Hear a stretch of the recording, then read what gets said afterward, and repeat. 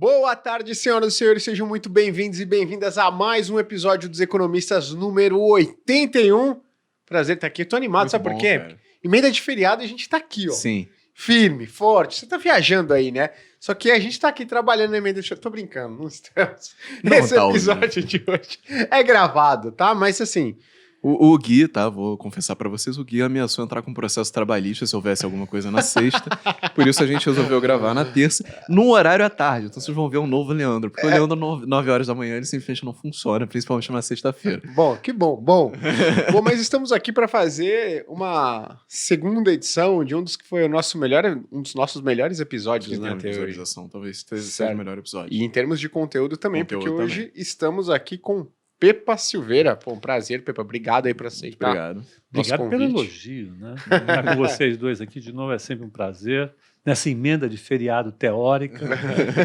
Ou virtual, né? Exato. Estimado, projetado. Boa. Pra quem não conhece, né, o Pepa, a gente gravou um dos primeiros episódios dessa temporada, foi com o Pepa. Ou foi o primeiro? Foi o primeiro, né? Foi o primeiro, episódio foi o dessa primeiro. temporada Isso foi mesmo. com o Pepa. Foi o primeiro? Foi o primeiro dessa Marcou a temporada. visão. Pisamos com o pé direito. É, claro. Tudo deu certo depois. Exato. Obrigado. Então, para ler aqui um pouquinho do currículo do Pepa, né? Economista formado na USP, possui mestrado e doutorado em economia pela Fundação Getúlio Vargas, passou por várias e várias instituições financeiras, trabalha, dá para dizer, há décadas, Pepa, no mercado financeiro? 4. 4 décadas décadas. no mercado financeiro. Quase meio século, né, Pedro? Quase meio século. Quase meio A caminho do meio século. Vou teimar até lá. Boa. Caminho do meio século no mercado financeiro e hoje atua como economista independente, tá? Então, Pepa, de novo, seja muito bem-vindo aí. Obrigado. Vamos caprichar hoje, porque o tema é bom. O tema é bom. Boa. Hoje a gente vai falar por que o Brasil passa por tantas crises econômicas, né? Porque assim, tantas oscilações de sentimento, né? Desemprego, taxa de crescimento e tudo mais. E se que a gente pode esperar para os próximos meses e anos aí? Mais Alguma crise coisa econômica. mais crise econômica. A única né? certeza sobre o Brasil até então. Exatamente. Agora, Pepa, eu já queria começar com uma pergunta aqui que muita gente faz quando a gente traz o economista mais acadêmico, de mercado, né? Acho que você traz bem uma bagagem acadêmica muito forte, uma experiência de mercado também muito boa. Na sua visão, o Brasil, um dia, né? Mas não vamos falar assim, séculos, né? Alguns anos. Consegue ter alguns indicadores de qualidade de vida, alguns indicadores econômicos, pareado com um país de primeiro mundo? Eu tenho dúvida se eu vou conseguir ver. E o que joga a favor dessa minha previsão é que eu já estou com 60. 60 Carinha esse de ano. 30, né, Pedro? Carinha de 30. Então, quando você está com 60, você olha, eu tenho 30 anos para frente para chegar ali onde deveria chegar. 30 anos é pouco tempo para a gente conseguir pensar numa renda média do Brasil, para e passo com 48 a 53 mil dólares, onde vai estar ali a turma dos países avançados. Mas eu acho que tem muito para melhorar e a gente tem condições de melhorar. É claro que os desafios que nós temos são sérios e cada vez mais sérios. Então, eu acho que, eu diria que com certeza nos próximos 30 anos a gente não chega aos países avançados, mas a gente pode melhorar muito e temos que trabalhar para melhorar, claro. Se a gente for ver um dos países que fez a transição mais rápida, eu arrisco dizer que talvez seja a Coreia do Sul, né? Que na década de 80 ainda estava similar ao que o Brasil estava na época e conseguiu mudar muito rapidamente, né? Em 30 anos, mais ou menos. O Mário Henrique, ele tem um livro, Brasil 2001, que é um livro que ele escreveu na década de 60, projetando para o futuro. Naquela época, ele estava polemizando com um instituto americano que tinha uma visão muito pessimista para o Brasil. E ele queria defender a posição do Brasil. Naquela época, ele fala da Coreia. E a Coreia, naquela época, para vocês terem uma ideia, era a Geral do Maracanã.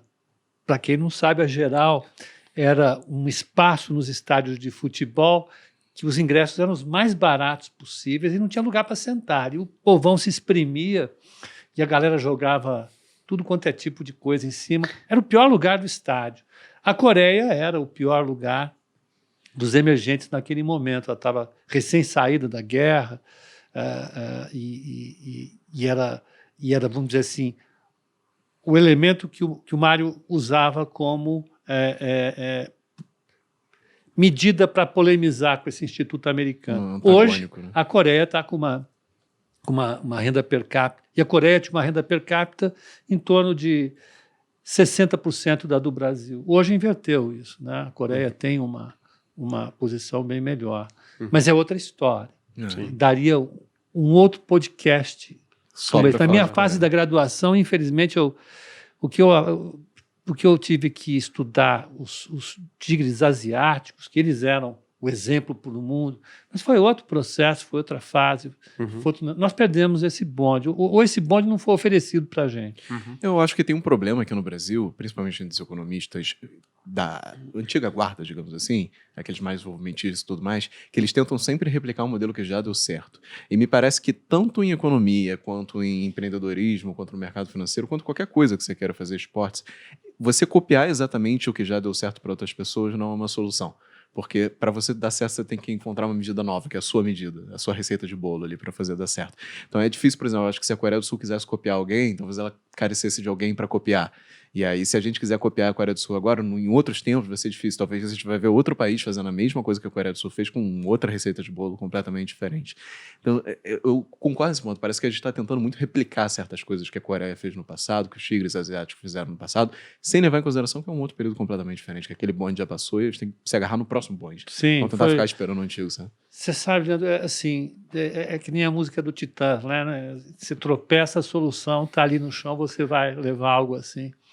E estava ouvindo no banho outro dia, mas os tigres asiáticos, eles surgiram para o mundo num momento em que a gente estava na Guerra Fria.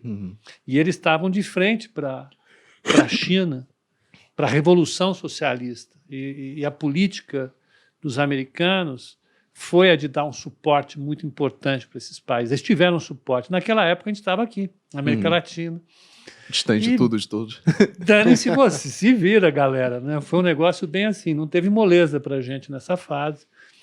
É claro que, então, o pessoal que é cepalino, que pega a cepal daquela época, e tem muita gente boa nesse negócio, o Malan,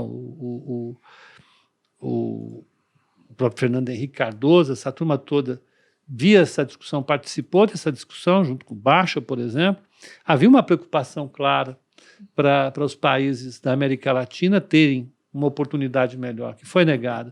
Tem dois americanos que trabalharam isso, o Albert Hirschman, que foi um economista importantíssimo, e o próprio Stanley Fischer, que foi, em certa medida, perseguiu os passos dele durante um tempo, discutiram isso e tem evidências de que, de fato, se a gente tivesse tido um pouco mais de suporte naquela época, talvez as coisas teriam sido melhores, mas já não faz mais sentido discutir isso, porque o mundo é outro, os desafios são muito grandes hoje, nós temos uma outra economia, nós temos problemas muito sérios para endereçar, você tem toda a questão ambiental, você tem os impactos disso sobre as economias, você tem um investimento diferenciado hoje a ser feito. Sim. A própria China está mudando os paradigmas dela agora, ela está diante de uma crise imobiliária gigante. Uma palavra que é bem típica dos cepalinos, o modelo que ela utilizou sempre para acomodar os choques importantes que nós tivemos nas décadas de 2000, 2010, 2020, mudaram. Né? O modelo não dá mais para ser utilizado, não dá mais para você criar algum tipo de gasto, jogar para as províncias e elas, junto com o setor privado e as famílias, se endividarem, fazendo a economia andar. Isso está esgotado. Então, hoje é uma economia que tem que ter investimento sério em problemas ambientais, em problemas energéticos. A gente tem que pensar na questão da inteligência artificial. Há muitas questões a serem discutidas em relação ao trabalho, a oportunidade que as pessoas precisam ter, e isso passa por educação, passa por investimento sério. E, infelizmente, por exemplo, São Paulo, que é o estado mais rico do Brasil, publicou uma cartilha essa semana colocando praia em São Paulo e abolição da escravatura. Não foi a princesa Isabel, né? Foi outra pessoa. Então, nós temos uma deficiência de ensino muito séria e ninguém leva a sério isso, de fato, como deveria. Né? É um dos maiores gastos que a gente tem, e tem que ser o maior investimento, concordo, junto com a saúde. Agora, a gente precisa em algum momento, começar a endereçar essas questões. Tem um ponto, Pepa, que eu queria perguntar. Tem até o Poder 360, ele divulgou esses dias uma relação bem bacana, que ele separa por estados a relação de número de empregados, de empregos com carteira assinada, e o número de beneficiários do Bolsa Família.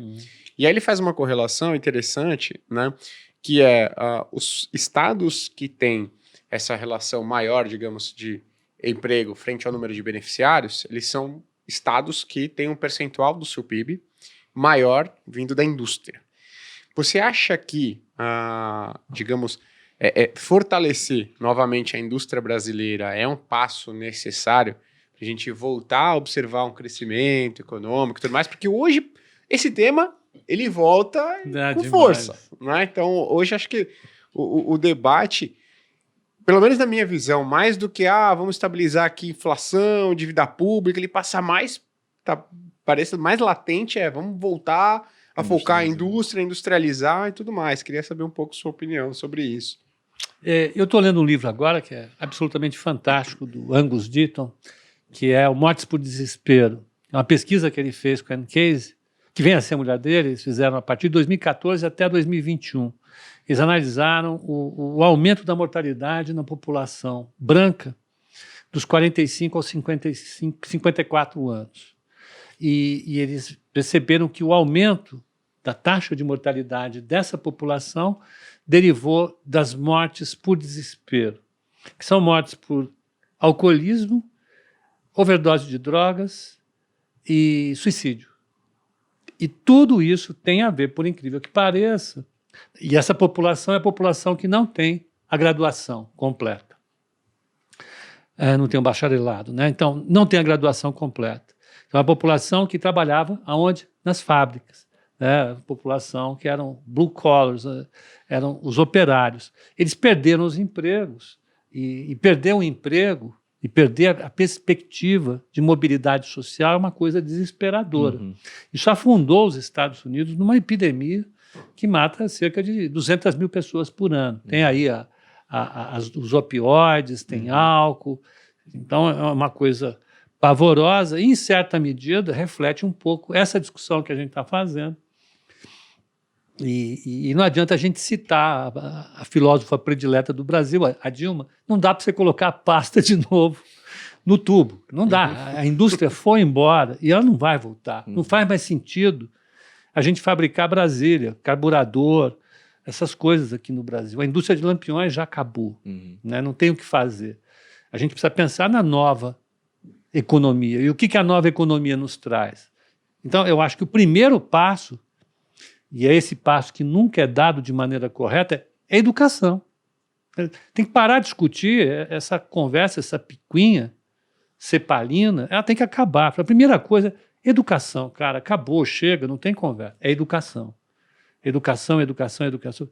Ponto. Resolveu, encaminhou esse assunto, tá?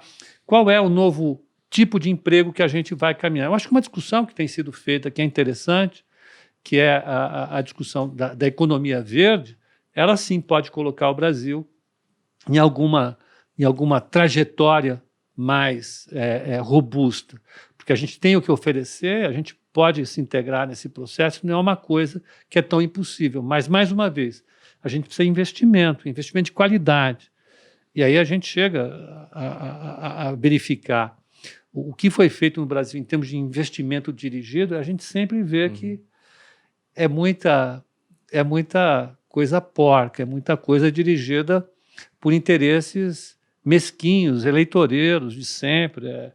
São as emendas secretas, você desvia alguns bilhões de reais do orçamento para projetos que deveriam ser bem feitos, são projetos que são feitos com interesse eleitoreiro. Enfim, é difícil, mas eu acho que a gente não pode pensar mais em resolver o problema da falta de indústria querendo trazer a indústria de volta, querendo colocar a Ford lá em São Bernardo do Campo, querendo colocar a Ford lá em Camaçari novamente. Agora vai ter uma fábrica de baterias chinesa. Essa é uma boa solução. Né? O nearshoring, você fazer as indústrias para fora da China, as próprias indústrias chinesas para cá, pode ser uma boa solução. Mas, mais uma vez, acolher esses investimentos, você só pode fazer para trazer esse investimento e torná-lo endógeno. E só faz isso com um investimento muito pesado em educação. E me parece que aqui no Brasil você tem um gap na taxa de desemprego, que é o seguinte: se você for olhar a taxa de desemprego para quem é instruído, para empregos qualificados, assim, entendo isso da maneira positiva, o pessoal que tem muita instrução para fazer um trabalho que exige muita instrução, você tem uma taxa de desemprego até baixa, você tem uma certa dificuldade de encontrar profissionais que sejam bem qualificados para fazer determinado trabalho. Só que, se você for olhar o pessoal que não tem essa qualificação tão grande, aí você tem uma taxa de desemprego muito alta, porque de fato não é uma mão de obra qualificada. Então, eles dependem de empregos que são quase braçais, digamos assim. E você não tem como acomodar toda essa demanda. Então, parece que existe até um gap no meio do caminho. Você tem muita gente desempregada que é pouco qualificada e pouca gente desempregada com muita qualificação. Eu não sei se dá para abranger isso para todas as áreas, eu confesso que eu não tenho um estudo, mas é uma percepção de quem vive contratando gente. Sempre tem esse problema, você não consegue achar as pessoas qualificadas, mas quando você quer um emprego mais simples, você consegue achar muita gente, parece que cai e-mail de tudo quanto é lugar e currículo chegando.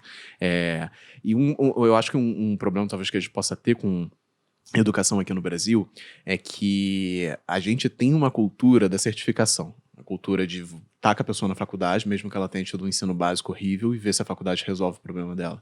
E conta-se muitas as vagas que foram criadas na faculdade, quantas pessoas foram formadas. Mas a gente menospreza um pouco também qual área a pessoa foi formada. Eu não estou nem fazendo tentando colocar alguma área como sendo pior do que a outra, mas existem áreas que são mais práticas, vão encontrar mais vagas no mercado e vão fazer com que a economia de fato melhore. Tem áreas que são mais, talvez, acadêmicas, mais científicas, ou enfim, que não tem uma aplicação tão prática assim no mercado.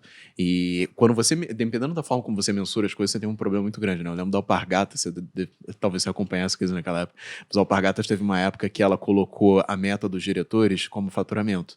E o que eles fizeram? Eles aumentaram o faturamento da empresa. Como? Compraram todas as empresas que apareciam no meio do caminho. Nenhuma delas gerou EBITDA, todas foram vendidas no final, todas geram prejuízo. Resultado da empresa, zero. Resultado da empresa, zero. Então, a forma como você metrifica as coisas é um problema, né? Se você metrificar aqui no Brasil a educação por número de vagas em universidade ou número de pessoas formadas em universidade, ainda assim você pode ter um efeito extremamente deletério lá na frente, com muitas pessoas sendo formadas e virando Uber, que foi um fenômeno que a gente viu aqui, porque não eram formadas com qualificação suficiente ou em aplicações onde tivesse um número de vagas grande, muita gente demandando aquilo.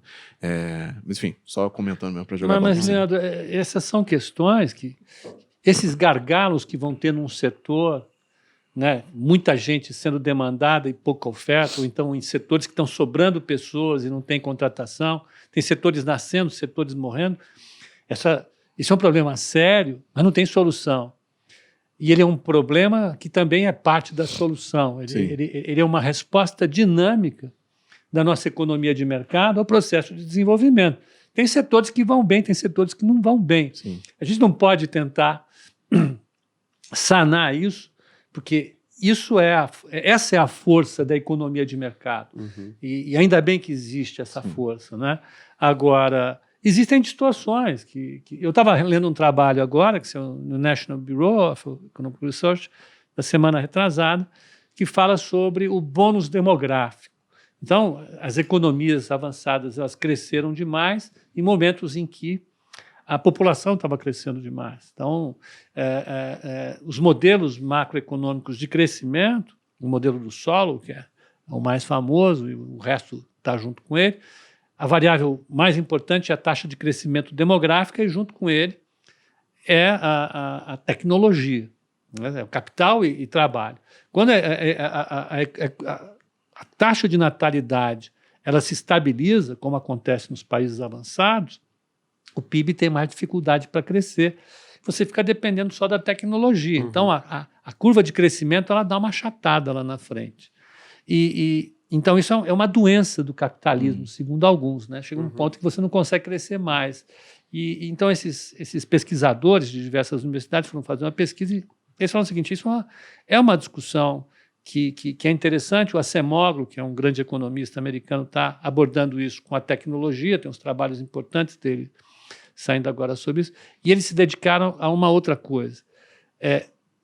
Justamente por conta do crescimento econômico, dos avanços da economia de mercado, a idade média ela avançou muito. Né? A mortalidade ela foi lá para frente. Vocês estão conversando com um garoto de 60 anos hoje aqui. Exato. Né? E você pega alguém de 60 anos, 40 anos atrás, já estava de pijama no sofá, praticamente encaminhado para o seu túmulo. Não tinha mais o que fazer. Hoje, eu tenho pelo menos mais 15, 20 anos de trabalho pela frente. Sobrevida, né? Assim, se você... Exato. E me diga uma coisa, por que eu vou ter que ficar em casa? Né? Por que o bônus demográfico, por que os mais jovens que estão entrando no mercado vão ter que sustentar a minha aposentadoria? Eu não tenho que me aposentar aos 65 anos de idade, essa é a verdade. Então, o que eles discutem é colocar essas pessoas que estão subalocadas, alocadas no mercado de trabalho. Então, aí você começa a ver a força de trabalho aumentando nos países avançados por conta do aumento da expectativa de vida. Isso é só um exemplo. Então, no Brasil, essas questões também se colocam. No Brasil tem discutido muito, há muito tempo, e eu li sempre muitos trabalhos a respeito disso, né? Eu sempre li trabalhos, não muitos trabalhos, eu sempre li trabalhos a respeito disso, colocando a perda do bônus demográfico. Mas a expectativa de vida no Brasil, ela aumentou demais. E isso também não foi colocado, porque é outra ponta do mercado de trabalho que não está bem alocado, está subalocado. Sim. E a gente viu como foi uma discussão bastante histérica da reforma da Previdência para aumentar 2, 3 anos na aposentadoria, no tempo de aposentadoria. Então, eu acho que existem saídas, essas saídas elas precisam ser analisadas pelas políticas públicas, mas, mais uma vez, e a gente conversou isso no nosso primeiro episódio, as políticas públicas no Brasil precisam ser de melhor qualidade. Perfeito. Né? Não tem como. Eu acho que esse é um ponto que eu ia trazer, porque o Brasil parece ser um país que ele não olha o resultado daquela política pública que ele está fazendo. Ele olha o percentual dos gastos, ou quanto ele está gastando. Ah, tá ruim, vou gastar mais. Às vezes não é um caso de você gastar mais, às vezes é um caso de você gastar melhor, né? Por exemplo, o Brasil aqui, acabei de pegar o PISA, que é uma referência mundial em termos de educação, e entre 79 países, o Brasil, não é nada animador aqui os resultados, mas vocês devem imaginar, né, que em leitura a gente é o número 60, ciências 68 e matemática o 74. Ou seja, a gente está nos últimos lugares ali em termos de a qualidade da educação, né, da avaliação. Então, o resultado é isso que a gente vê. E aí a gente vê o valor gasto e o percentual da arrecadação, né, do PIB gasto com educação, ele está subindo. E a gente não vê resultados efetivamente em melhora, né, da qualidade da educação, ou pelo menos na avaliação aqui, que é uma avaliação mundial. Então, não sei a sua percepção, mas parece que o Brasil ele não faz a avaliação dos resultados. Né? Ele não acompanha se os resultados estão bons ou não. Parece que gastar é a solução para todos os problemas, mas às vezes é gastar melhor. Não sei qual que é a sua percepção. Não, é claramente essa. O INSPER publicou aquele trabalho liderado pelo Marcos Lisboa, analisando as políticas macroeconômicas dos governos do PT, e eu acho que ele é uma referência para todos nós. Né? Em que sentido que ele é uma referência? Depois vocês colocam a referência. A gente já citou no primeiro bloco, eu fico sempre citando o Lisboa, eu vou ficar muito repetitivo para todos. Não, mas já eu cito ele de novo. Mas é igual citar esse módulo também, né? Todo dia tem alguma coisa. Fala, fazer o que eu posso fazer? Os caras aprontam 3 papers por dia. A culpa é deles. Então você tem hoje a ciência econômica, ela tem muitos limites, é uma ciência danada de complicada, etc. Mas ela já desenvolveu ferramentas muito poderosas para a gente analisar resultados. Eu fico olhando as conversas de economistas, por incrível que pareça, que são economistas, ou de jornalistas falando sobre os erros de previsão, e os modelos econômicos são uma porcaria que eles não conseguem prever nada. A nossa maior preocupação não é prever absolutamente nada. Eu acho que a econometria hoje, o que ela consegue dar para a gente é uma excelente leitura da realidade. Não precisa olhar para frente, vamos olhar para trás. Vamos pegar as políticas públicas e vamos analisar os seus resultados. Isso a econometria já consegue fazer de maneira muito poderosa. Detalhe, né? Talvez o que você está falando aqui, a econometria seria melhor utilizada pelo governo do que pelo mercado financeiro, por não exemplo. tenha dúvida nenhuma. Então, hoje você pega em qualquer departamento de economia que mereça esse nome, com D maiúsculo, de departamento. Né?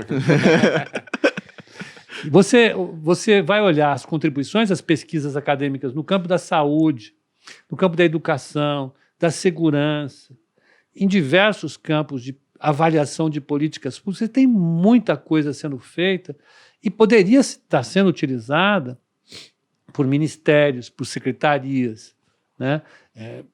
Por secretarias estaduais e municipais, para avaliar os resultados das políticas públicas, né? Para que, inclusive, fizesse um balanço mais claro para a população, que é fundamental para a população que elege entender o resultado daquilo que ela elegeu. Né? Eu elegi um projeto, esse projeto performou bem, eles entregaram. É claro que é uma coisa utópica achar que a gente vai chegar a um nível de vamos dizer assim, de participação e consciência política que a gente consiga estabelecer uma nota para o cara que foi eleito e seja avaliado de maneira específica. Não vai acontecer isso, mas a gente pode oferecer alguns caminhos nesse campo. Né? Eu acho que a economia, pelo menos, já deixou isso disponível e a gente precisa fazer isso, porque, mais uma vez, os recursos são muito escassos. A gente vai ter o ano que vem um déficit primário de 0,8, 0,9 e não vão conseguir estabilizar a relação dívida-PIB. Então, a gente precisa começar a pensar nos nossos recursos públicos como coisas efetivamente escassas, que são finitas. Né? O nosso governo aí não conseguiu entender isso ainda. Espero que entenda em algum momento, mas eles não conseguem entender. Mas a gente precisa colocar para todos esse limite, usar melhor o recurso público. Usando melhor o recurso público, tem muita coisa a ser feita. Acho que um melhor exemplo para ilustrar o que você falou de econometria não é mais fornecer previsões, mas olhar para o passado, porque o mercado... várias coisas fornecem previsões melhores, é a própria relação entre o Focus e qualquer projeção de inflação implícita que você pega nos dados dos títulos públicos. Se você olha o Focus, ele está sempre errando todas as previsões que ele vai ter de inflação. Se você pega a inflação implícita, ela está muito mais próxima. E no final do dia, se você quiser fazer uma projeção, é muito mais útil você aproveitar da lei dos grandes números. Né? Eu fiz uma brincadeira no Instagram, que eu peguei um pote cheio de M&M, não dá para saber quantos tinham muitos, e perguntei pra galera, vou dar R$100 para quem acertar quantos M&M's tem aqui. Tinha todos os chutes imagináveis. Quando você tirava a média daquilo, dava exatamente o número de M&M's que tinha dentro do pote, que era, sei lá, 366, coincidentemente.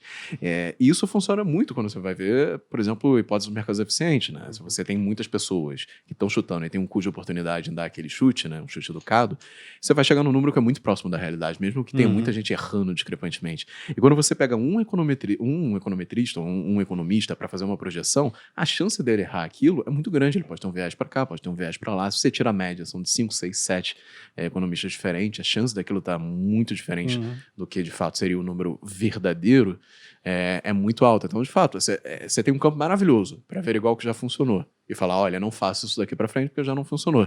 E para verificar o que vai acontecer no futuro, é muito melhor você tirar proveito do fato de a gente ter 230 milhões de pessoas, né, podendo... Mas é isso. Mas fazendo a defesa dos economistas, é que as pessoas olham as projeções como se fossem projeções determinísticas. Sim. Né? Como se se os nossos modelos cuspissem um número. Mas as projeções econômicas não são determinísticas, elas são estocásticas. Sim. Então a gente tem intervalos de confiança. E normalmente elas caem dentro do intervalo de confiança. E é legal quando não cai dentro do intervalo de confiança, é que a gente vai ajustar, vai pesquisar para entender o que causou esse desvio tão grande que está acima do intervalo de confiança, está fora do intervalo de confiança. Normalmente é um choque. E o choque, a natureza dele é essa, ele não é previsível. De qualquer maneira, voltando à questão o mercado é essa coisa. Se ele fosse permanentemente tão ineficiente, ele produziria um efeito muito negativo para a renda das pessoas. Mas ele não é tão ineficiente assim, afinal. A gente já viu ele sendo, inclusive, antigamente, né? Claro. Teve épocas em que era muito... Ele é ineficiente, não tenha dúvida nenhuma, por uma questão de falhas de mercado, mas está aí o Banco Central para trabalhar e resolver isso. Né? Está sendo cobrado e está permanentemente oferecendo respostas. Eu acho que de uns 6, 7 anos para cá, o nível das respostas tem sido muito bons, o nível é muito bom, a gente vai conseguir endereçar algumas questões, mas Tá aí, o mercado financeiro brasileiro é um exemplo, na minha opinião, de coisa que funciona bem no país. Né? Ah, você está louco, o crédito aqui tem uma participação muito baixa em comparação com os Estados Unidos. Aham, tem mesmo. É ruim isso? Não. As famílias brasileiras são menos endividadas que as famílias americanas. Para perguntar para o americano se é bom estar endividado. Né? É uma situação que não é tão boa assim. Poderia ser melhor? Poderia, mas em compensação, os choques que nós tivemos aqui no sistema bancário custaram muito menos em termos de PIB do que custou, por exemplo, o choque de 2008 nos Estados Unidos. E a gente tem que levar em consideração também que a volatilidade da taxa de juros é muito maior aqui no Brasil do que lá fora. Então, como que o cara vai ficar com um endividamento muito maior e a taxa sair de 5 para 14? Pois é, os caras estão sofrendo lá para lidar com uma inflaçãozinha de 4,20. Para a gente isso aqui é brincadeira. Isso aqui a gente leva... Isso aqui é um dia ensolarado. Exatamente. Ô, Pepe, eu ia te fazer uma pergunta que você tocou no ponto do fiscal, né? E falando um pouquinho mais de crise, a última crise que a gente enfrentou, coincidentemente ou não, foi quando o Brasil começou a apresentar sucessivos déficits primários, né? A gente, em 2014 bateu menos 0,4, a gente via de uma sequência de anos e anos de superávit primário, a gente passou a ter alguns déficits relevantes, né? Então, 0,4%, 2%, depois 2,5% do PIB, e aí a gente viu aquela curva de juros, né, os juros de longo prazo no Brasil indo para 16%, 17% ao ano, e a gente viu consecutivos anos também de atividade negativa. O que é que eu queria te perguntar? Ainda a gente voltou para uma trajetória em que esse déficit estava ficando cada vez menor, veio a pandemia, déficit gigantesco. 2021, a gente voltou para 2022, a gente, resultado ali no azul depois de tantos anos. E agora 2023, né, e aí 2024, a gente volta a ter déficit primário. Eu queria a sua visão. Você acha que é muito cedo ainda para a gente afirmar que podemos ter problemas relevantes na atividade econômica por conta desses superávites consecutivamente negativos? Ou já dá para afirmar que a direção ruim aponta para isso? Eu gosto de um trabalho que o Banco Mundial fez, o Aloysio, ele sempre cita, lá da IPGE, e do INPA sempre cita isso, que coloca a relação de dívida-PIB em algumas faixas para os países emergentes. Não vale para países desenvolvidos. Né? Aquilo que alguns repórteres, alguns jornalistas, e que o ministro da Economia, para mim é um escândalo, o atual diretor de política monetária, para mim é insatisfação. Pensam, vocês olham, Portugal tem uma dívida muito maior do que a nossa, tem uma taxa de juros mais baixa. Talvez a relação de causalidade é exatamente inversa. Né?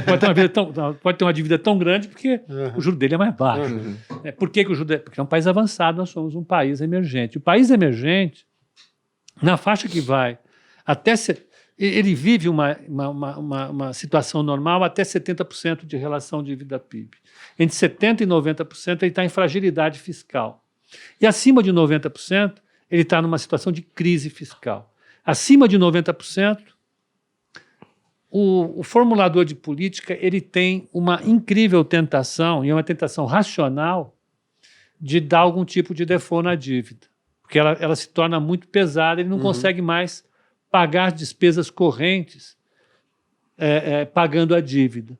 Né? Ele vive uma situação Ponzi, que na literatura... É uma bola de neve ruim. O cara não tem dinheiro para ele pagar salário, porque ele vai ter que pagar a dívida está muito pesada. Acima de 90% da relação dívida-PIB, isso acontece. Ele tem duas maneiras de fazer esse default. Ou ele vai e propõe um haircut mesmo para a sociedade, ele dá um haircut, dá um desconto, a minha Diz que dívida... não vai pagar. Você que tinha 100 para receber, hoje só tem 40, tem 50, e faz uma renegociação da dívida e derruba, como a Argentina fez algumas vezes, o Brasil fez. Ou ele faz um ajuste via inflação. Para países que têm uma dívida longa e pré-fixada, você deixa a inflação correr solta, o valor real da dívida, como o PIB, vai caindo e você vai dando uma renegociada da sua dívida de maneira implícita. Aqui no Brasil você nem pode fazer isso direito, né? Porque o Brasil se defendeu muito bem. O Brasil teve inflação e dívida sempre. Sim. Então o investidor brasileiro aprendeu com o formulador de política brasileiro, que foi ensinando o brasileiro a se defender da sua própria maldade. Né? Então, o que eu diria?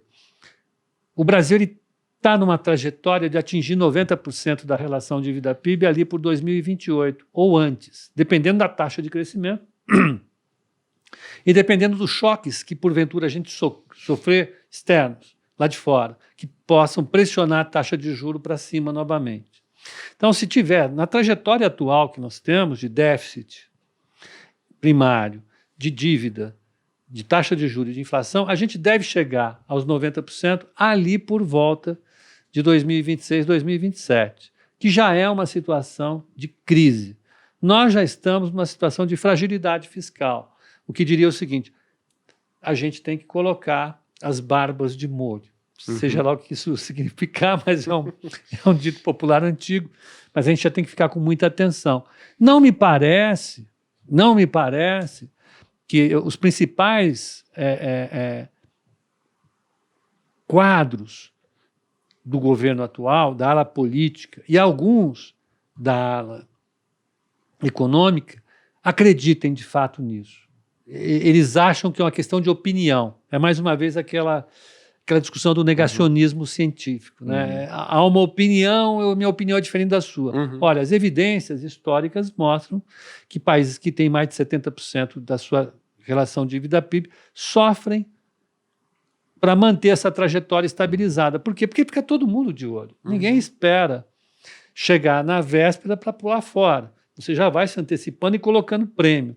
Então, a taxa de juros brasileira continua elevada.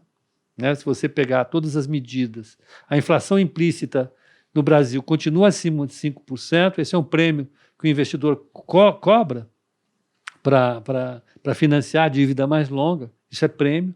Né? E se você não resolver essa questão tão cedo, rápido, eu diria para o ano que vem, a gente vai ter sim um problema fiscal sério e que vai afetar a taxa de crescimento novamente, como foi em 2015. O Einstein falou para a gente, né? Se você tenta resolver o problema com a mesma solução, que dá errado, você vai continuar repetindo o mesmo erro. E é o que está acontecendo agora. Querem repetir o mesmo erro. Só um ponto que eu acho que foi muito legal, que muitas pessoas elas têm dúvida mesmo. Falam assim, poxa, mas Japão, olha lá o percentual de dívida PIB do Japão, olha o percentual de dívida PIB da Alemanha, da França, né, dos Estados Unidos. Pô, o Brasil está com 70%, vai chegar lá em 2028, 2030 com 90%, 94% do PIB, dívida PIB. Pô, Pepa, por que a gente não pode ter uma dívida PIB igual os caras lá? Por que eles podem ter uma dívida PIB muito mais alta? Né? Você coloca a gasolina azul na sua Ferrari ou não? Não. Você não tem Ferrari. Isso não é um problema nosso. Porsche, é brincadeira. Você não tem esse problema. Veja, a média dos emergentes hoje de relação dívida PIB está entre 60% e 65%. A nossa está em 70% e alguma coisa. A relação dívida PIB. Já está em quase 80%. Nós estamos muito acima da média dos emergentes. A gente precisa abrir o olho. Não, e levantar um ponto assim, por que a taxa de juros no Japão é muito maior do que a do Brasil? Você tem N fatores, mas recentemente você teve uma palestra do presidente do Banco Central e um dos gráficos explica muito bem isso, né? Se você for pegar o quanto é recuperado a cada R$1, $1 que seja, de crédito inadimplente, ou seja, eu emprestei para alguém, a pessoa me deu calote, quanto que eu consigo recuperar desse $1 que eu emprestei? No Japão, você recupera 92 centavos de dólar. Na média mundial, você recupera 37 centavos de dólar. No Brasil, você recupera 18 centavos de dólar. Pô, tá bom. E no lucro ainda, e tá ótimo. Já começa aí, né? A gente está no finalzinho lá, então é muito difícil para a gente conseguir ter a taxa de juros que o Japão tem. Essa relação de causalidade foi perfeita. O pessoal pressupõe que, como ele tem uma dívida muito elevada e consegue ter uma taxa de juros baixa, então se a gente tiver uma taxa de juros, uma dívida muito elevada, a gente também consegue ter. Eu vejo dois argumentos que muita gente usa para justificar a gente continuar gastando de forma perdulária, mesmo que a gente esteja muito próximo de uma situação calamitosa. O primeiro é, o Banco Central controla a taxa de juros. E a gente sabe que você vai falar, mas acho que vai ser legal você explicar isso. E o segundo, que eu ouço muito, é aquele argumento de o multiplicador do investimento público. Se eu invisto R$1, o PIB cresce e, consequentemente, a dívida pública vai cair. Vai cair. porque em relação ao PIB, né? Então o PIB vai aumentar, a dívida pública em relação ao PIB cai. O que você vê sobre essas duas coisas? O poder do Banco Central de definir a taxa de juros e esse multiplicador do investimento público, ele realmente funciona aqui ou é um mito? Só explicando, né? A ideia do multiplicador é que a cada R$1 que o Brasil gasta, né, o governo gasta para estimular a atividade econômica, o PIB vai crescer mais do que R$1. Então, teoricamente, a sua dívida PIB ficaria mais baixa. Eu gasto eu ganho 1,50 no final. Então, era isso, só para... Em relação ao Banco Central, ele define a taxa de juros? Na realidade, não, né? Quem define a taxa de juros são variáveis às quais o Banco Central responde, né? Não é à toa que o Banco Central ele tem uma regra para seguir. O Banco Central ele segue uma regra. Quem manda no Banco Central é uma regra. E nessa regra, quem está ali? Nessa regra, quem está ali é a inflação e o desemprego. É a regra de Taylor, né? Está ali.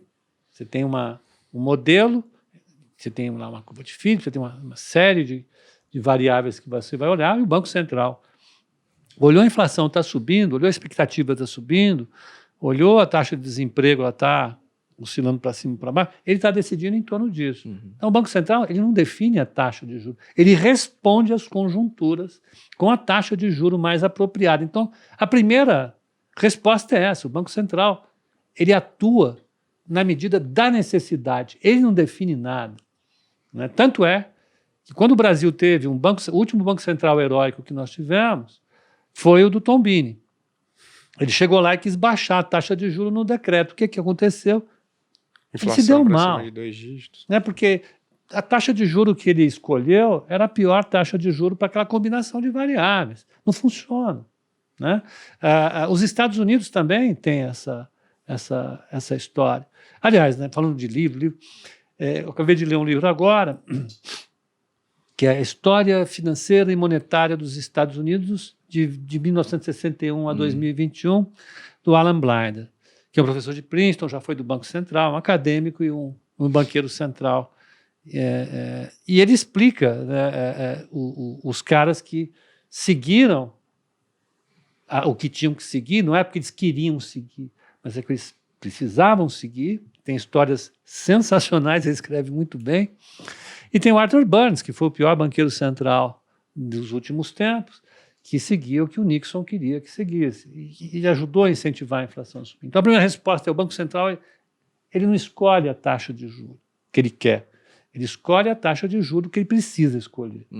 A segunda coisa é que o multiplicador garante que você vai ter sempre uma relação dívida-PIB estável se você gastar mais. Essa é a maior estupidez que eu já ouvi falar.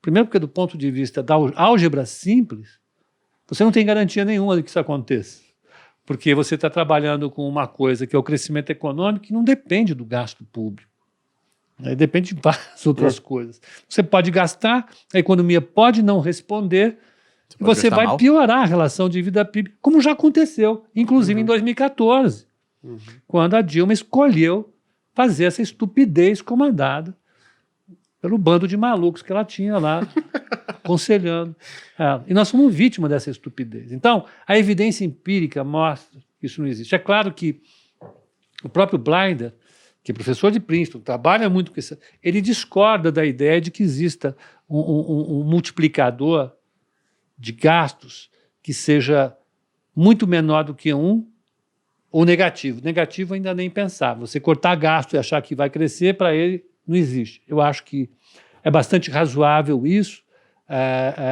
pensar nisso, ainda que existam trabalhos que contestem, mas essa história de que você vai aumentar gasto e o gasto vai ser pago pelo próprio gasto é a coisa mais, vamos dizer assim, arrojada em termos de criatividade.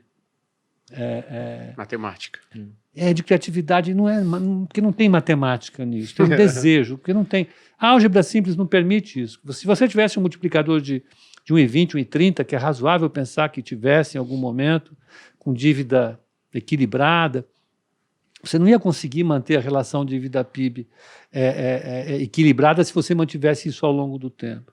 Mas a questão fundamental é: os governos podem utilizar e devem, em algumas situações, aumento de despesa para estabilizar o PIB. Nós tivemos isso agora, em 2020. Foi necessário fazer aquele gasto. Agora, nós não estamos acreditando que o crescimento econômico dependa do aumento de gastos. A única armadilha que esse pensamento tentador não pode nos propiciar é resolver os problemas de crescimento fazendo o Estado gastar. Não vai resolver, de maneira nenhuma. O que vai acontecer é que a dívida vai aumentar, esse aumento da dívida vai fazer a taxa de juros subir, e o aumento da taxa de juros vai reduzir a taxa de crescimento. Não tem como fugir disso. Né? E tem um ponto também, desculpa te interromper, Pedro, Claro. Que o pessoal fala assim, pô, mas dívida pública, Banco Central, é só ele cortar a taxa de juros, pô. Ele baixa a taxa de juros e o custo da nossa dívida ele vai ficar mais baixo. Primeiro que você precisa entender, né, que a dívida pública ela é quebrada em três parcelas, né? Então, uma é pós-fixada, que ela é determinada, né, a sua correção pela taxa Selic, e outra pré-fixada, indexada à inflação, que basicamente são dívidas de prazo mais longo e que normalmente não, quem define a taxa é o mercado. Né? Então, por mais que você queira pensar, não, mas ele pode abaixar a Selic, isso é 1/3 da dívida pública. E quando a gente viu que essa taxa Selic foi abaixada na marra para reduzir o custo desse pedaço da dívida pública aqui, o que a gente contratou? A gente contratou um juro futuro muito grande, de quase 17% ao ano, em que a gente ficou emitindo título público pré-fixado e indexado à inflação, contratando um custo da dívida altíssimo por vários e vários anos. Tu tem que tomar cuidado com essa análise simplista, que é só cortar a taxa Selic, que o custo da dívida vai baixar. Não porque você tem 2/3 da dívida pública que são pré-fixados e indexados à inflação. A gente até poderia entrar no caso de que, por que eu não tenho só dívida pós-fixada, que é horroroso para a política monetária, mas isso fica por um próximo debate. Mas né? um ponto que eu acho que vale ressaltar também é que quem é o mercado que define? Porque muita gente tem essa ilusão que são 3 pessoas sentando na mesa e falam, vou botar a taxa de juros pessoal mais da alto Faria possível. Lima, Os três aqui, os ó. malvadões da Acaba Faria aqui, Lima. reúne 7 Tão banqueiros nessa combinando. mesa e o pessoal define. Mas não é basicamente uma lei de oferta e procura da quantidade de economia que você tem, né? Da Milhões de poupança que você tem. Né? investidores.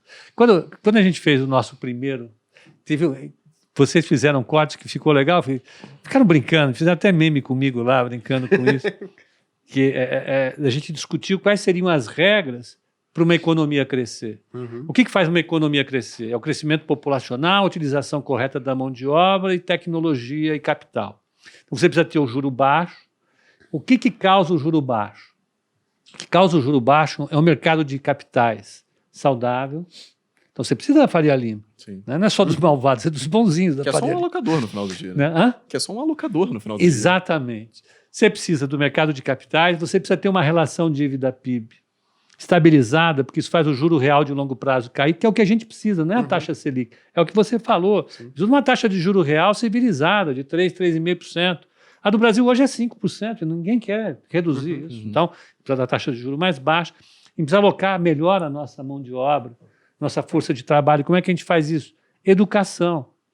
Então, ao invés de ficar discutindo como é que a gente vai reduzir o custo do crédito, como é que a gente vai fazer as famílias se endividarem mais, como é que a gente vai fazer para a taxa de crescimento da economia esse ano não ser 3,20, ser 4,20, a preocupação do policymaker devia ser com essas variáveis.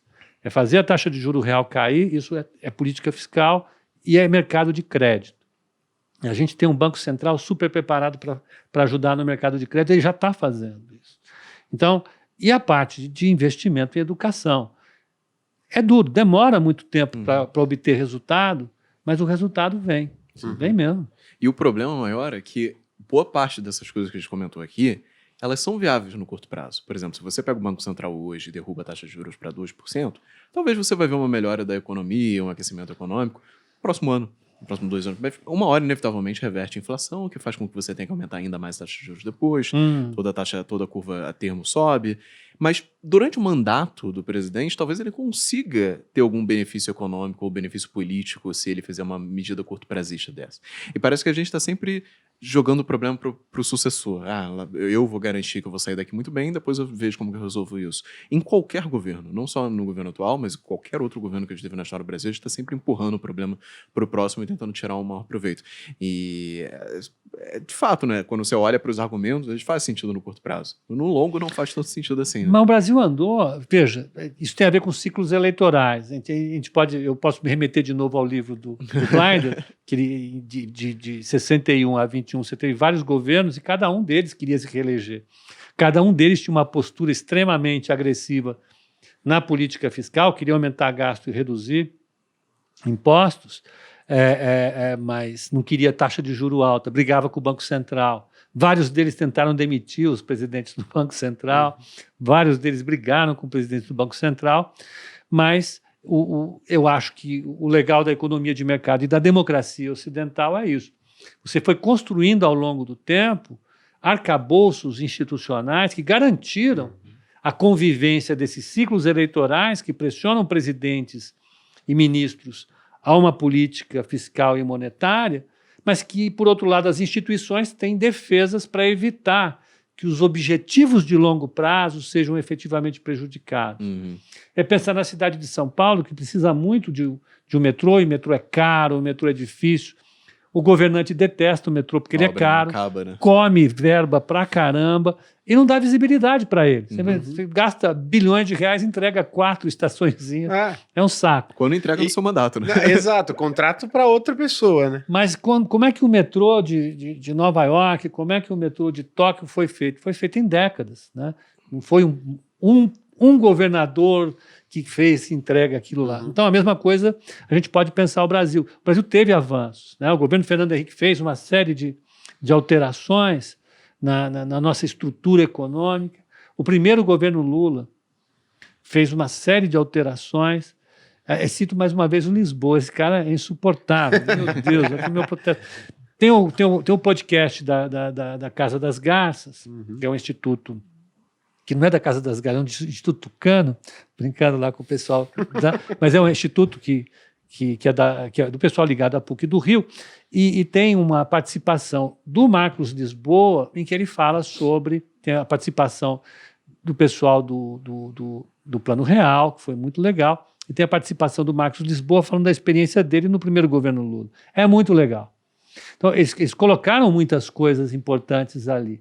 Né? Então, depois você teve o governo Temer, você teve a introdução de muitas coisas ali. No governo Bolsonaro, você teve muitas coisas sendo colocadas ali. O que importa é que, ao longo do tempo, essas medidas estruturais elas sejam colocadas e a gente consiga entender a importância que elas tiveram. Por exemplo, a independência do Banco Central, fundamental. E ela existe já há algum tempo na prática. Né? Pelo menos desde o Fernando Henrique Cardoso, você tem um Banco Central independente. A questão do teto de gastos e agora o arcabouço fiscal, o entendimento que a sociedade vai começando a ter de maneira mais clara sobre isso, é experiência, pode ser positiva, pode ser negativa, mas a gente já vai começar a entender toda essa ginástica que o governo Bolsonaro teve que fazer, que o Paulo Guedes teve que fazer com PEC de lá, PEC de cá, fura-teto. A discussão foi colocada na sociedade. Né? É claro que o teto se mostrou uma ferramenta muito, muito rígida para o que o Brasil precisou no momento, se mostrou, vamos colocar muito entre aspas, inadequada, mas colocou a discussão em cima da mesa e a sociedade teve que participar de um jeito ou de outro. E para substituir o teto de gastos, agora você tem uma outra grande discussão sendo feita, tem muita gente descendo o cacete no teto de gastos, tem gente defendendo, mas a discussão está sendo feita. Isso é o mais importante, eu acho, no nosso processo de evolução. Podia ser melhor? Eu acho que poderia. Né? Agora, o maior erro que eu acho de alguns economistas que chegam no governo é chegar achando que ele pode fazer muita coisa, quando na realidade ele pode fazer muito pouco. Né? As pessoas que eu conheci que participaram de experiências de governo, foi bem assim, você chega lá achando que agora eu vou mudar esse mundo, agora eu vou fazer acontecer, e depois de algum tempo ele fica mais humilde. Empresa é assim. Quem chega numa empresa já chega ali chutando a porta, eu vou mudar tudo, eu vou mudar essa cultura, eu vou revolucionar isso daqui, 6 meses depois o cara está lá de cabelo branco, Frustrado. olheira. E tá igual todo mundo. Tá igual todo mundo. Porque não adianta você brigar com quem está lá, a empresa tem aquela cultura. Né? O nosso país é assim. Né? O nosso país ele tem as suas especificidades, não é só o Brasil que tem. Não é o melhor país e não é o pior país. É um país que é feito de pessoas e demora, tem custo para evoluir. Eu acho que tudo que a gente está discutindo é a evolução. Legal. Tem um ponto legal também que você falou de curto prazo, né, longo prazo. Me parece, queria saber a opinião de vocês, que no Brasil aqui, o governante ele entra lá e ele tem essa percepção, cara, qualquer coisa que eu vou fazer aqui, de fato, se eu tiver algum benefício, é médio e longo prazo, nem vou ser eu que vou colher esse O meu benefício. sucessor vai pegar, que sacanagem. E aí o que ele faz? Ele fala, pô, mas se eu fizer isso daqui, ó, vai me trazer um benefício no curto prazo, porém, pode trazer um prejuízo para o país no longo prazo. No longo prazo, todos nós estaremos mortos, exceto o Brasil.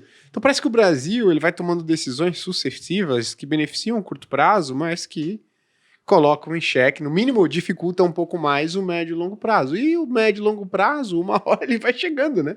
E a gente tem esse problema. Inclusive é algo talvez da sociedade, porque eu estava fazendo uma pesquisa anos atrás que eu queria abrir um negócio e abrir uma franquia. E aqui no Brasil, as franquias elas te colocam o negócio no seguinte sentido. Pô, retorno do investimento no longo prazo. Você vai ver o longo prazo do cara é 2, 3 anos. Você fala, cara, não é de longo prazo. Quando você vai ver na Europa, no Reino Unido, na França, longo prazo que eles colocam, retorno no longo prazo, é 10, 15 anos.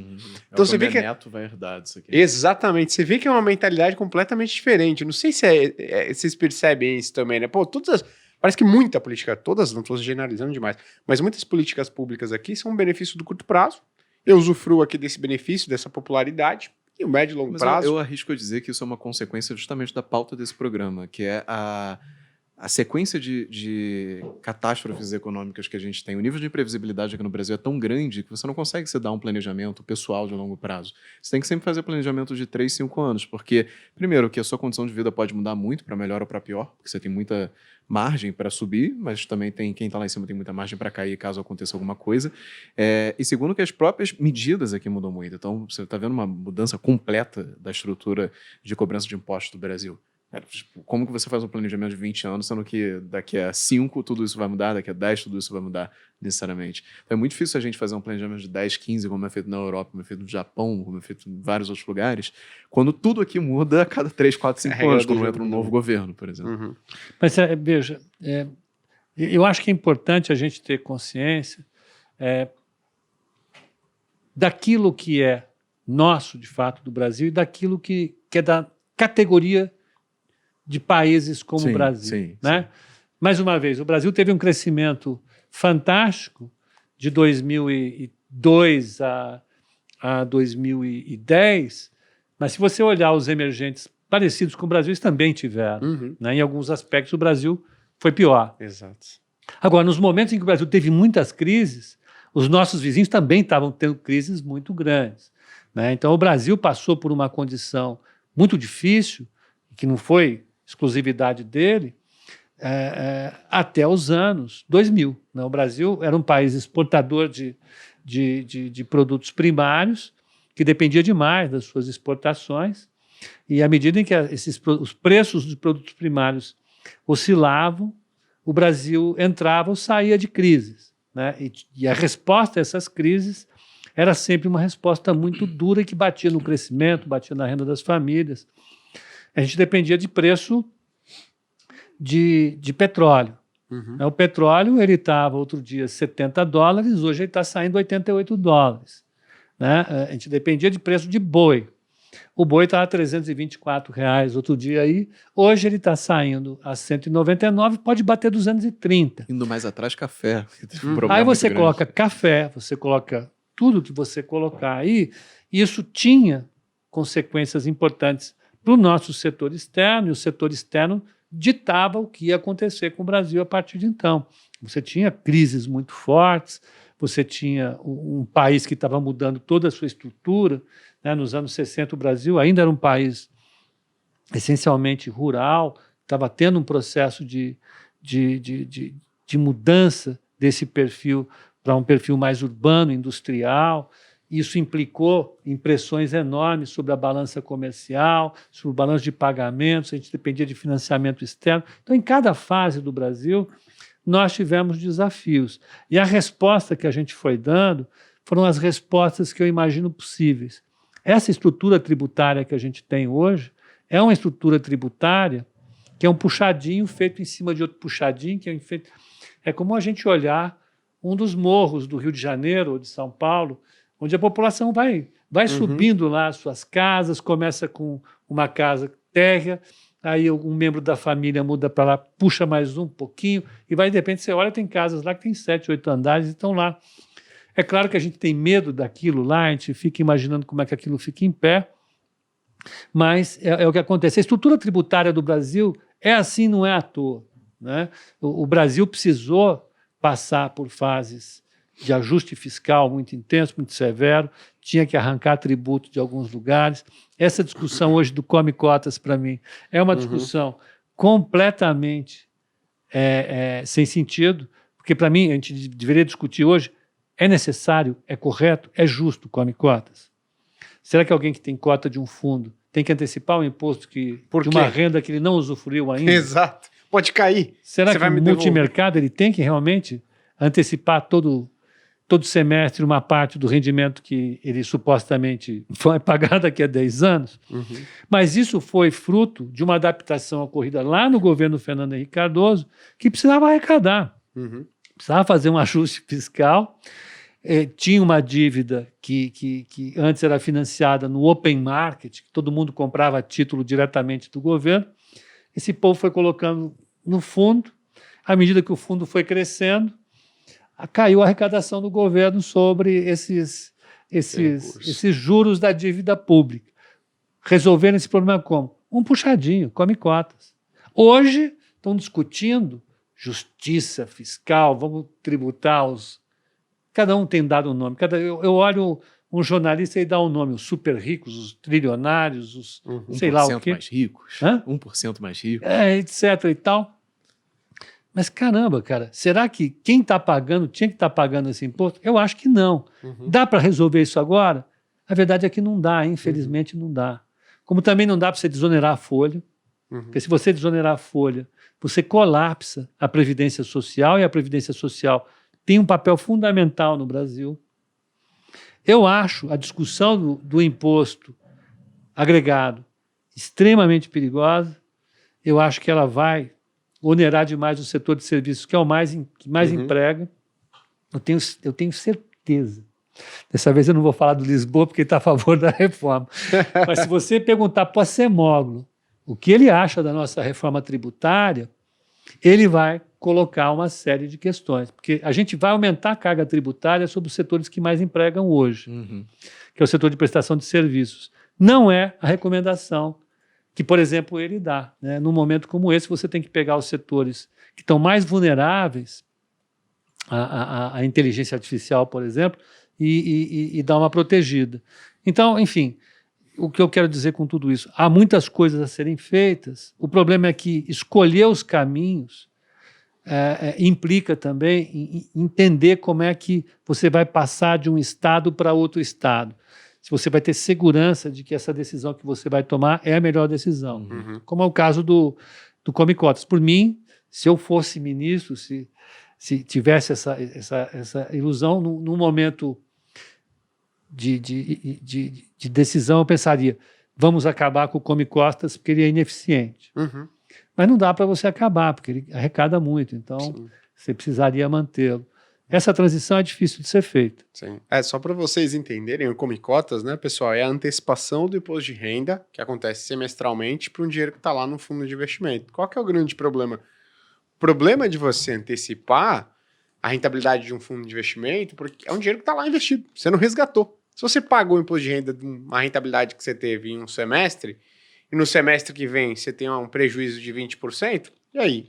O governo vai te devolver essa grana? Como se fosse um dinheiro fictício, assim. Ele Exatamente, não se materializou ainda. Né? Exato. Então, é como se, poxa, chega lá uma empresa e fala para você, ó, Tá vendo? Eu vou te pagar um salário de 100 mil reais, hein, no final do ano. Aí chega o governo já com boleto. Ó, como você vai receber 100 mil reais no final do ano? Me dá Eu vou aqui. te cobrar aqui 15 mil, tá? 15%. Aí você fala, pô, mas eu nem recebi ainda, pô. Não, então é que você tem que pagar, tá bom? Tá bom. Aí no meio do semestre, Ser a empresa demitido. te manda embora, e aí? Você vai te devolver? Vai fazer um Analogia reembolso? perfeita, Acabou, né? Dinheiro sumiu. Mas, como Mas o tem um Pepa apelo bem popular colocou, muito forte. Esse é o fato. Ninguém conhece, falando de Brasil, né? Ninguém conhece fundo de investimento. E todo mundo acha também que, cara, se você tem um fundo de investimento, você é rico, então você paga. Ponto. Uhum. Como é feito? Faz sentido? Tanto faz. E vou fazer uma correção, né? Tem gente que conhece pacas fundo de investimento, que é o pessoal da Receita. É. Eles conhecem tudo. Essas ideias todas eu tenho certeza. É o pessoal da Receita que faz. É um pessoal muito qualificado que conhece. E eles, se você quer achar uma solução para um problema de arrecadação, encomenda para a Receita que eles acham um imposto para te colocar, que eles são muito bons Aproveitando que nisso. você levantou o pão da Receita, a gente conversou aqui com o Felipe Salto e o Fábio Verbicari. O Fábio, ele é da Receita do Estado do Rio de Janeiro, estava participando da discussão da reforma. E ele falou que pelas contas dele, não daria para ser, chegou em 40% mais ou menos, né? Sim, exato, do IVA. Do IVA. Que ele não conseguia, de forma alguma, não encontrar uma alíquota que fosse próxima de 40%. E agora você imagina isso em cima do setor de serviços, como você bem falou. Você vai literalmente dizimar uma série de setores diferentes, que de acordo com ele vai de aviação até educação. São coisas que a gente nem imagina, a gente pega muitos mais óbvios, né? Varejo, por exemplo. Mas são os setores que mais empregam e a gente vai ter um problema que a gente está tentando resolver com isso, né? Que é o desemprego. Leandro, você imagina o cara que vai ter um aumento dessa carga tributária, ele emprega 100 pessoas, ele está num setor de serviço qualquer. De repente, com a popularização da inteligência artificial, ele começa a pesquisar nesses sites por aí, soluções que estão sendo desenvolvidas na Índia, nos Estados Unidos, em alguns desses, em Israel, para o problema dele. Ele consegue cortar 40% do pessoal dele. Você acha que ele não vai colocar? Ele vai colocar, ele tem um incentivo para compensar o que ele está perdendo em termos de imposto, que é exatamente aquilo que a gente precisaria num momento como esse. Né? Você arrecadar nesse setor e tentar segurar as pessoas, arrecadar menos nesse setor e tentar segurar as pessoas aí. Porque essas pessoas que vão ficar desempregadas não vão ter para onde sair. Porque o ciclo de trabalho, e eu não li o livro dele, é o próximo. Acabando o Angus Deaton, o próximo é o de tecnologia do Acemoglu. O ciclo da revolução tecnológica tirou o pessoal do campo para as cidades. Né? Você hoje, no setor agro, emprega muito pouca gente. Não precisa. Você está tudo automatizado, lá tem até drone hoje para resolver os problemas. Tudo você faz à lá distância. as maçãs ali é uma coisa bizarra. Tudo à né? distância. Depois você teve a indústria, que foi assim, avassaladora, e agora os serviços, né? Bancos, financeiras, daqui a pouco o sistema de entretenimento com a inteligência artificial, tudo isso vai sofrer uma mudança disruptiva, que significa menos emprego para a gente. Então, a tributação, nesse caso, se ele está falando isso, é porque ele conhece. Ele está ali mexendo com... Esse mexe com os números. Ele mexe com o ICMS. Você acha sabe que do que ele está falando. a gente caminha para um mundo em que tem que ter uma renda básica universal para você conseguir Não tenho suprir? dúvida nenhuma. Não tem outra alternativa. Você vai precisar disso. Você vai precisar equacionar o mercado de trabalho, né? E como eu não penso num mundo socialista, eu penso numa economia de mercado, a solução passa sempre pela tributação e pela regulação. Então, você precisa incentivar as empresas a manterem pessoas empregadas, então reduzir a carga de trabalho, né? Ter uma renda. Também não faz sentido você ter um ganho, o ganho de valor de mercado que as empresas de tecnologia nos Estados Unidos tiveram no primeiro semestre foi de 5 trilhões de dólares. O que o mercado fez? Estimou quanto elas vão ganhar com a inteligência artificial na próxima década. Descontou pela taxa de juros e trouxe a valor presente 5 trilhões de dólares.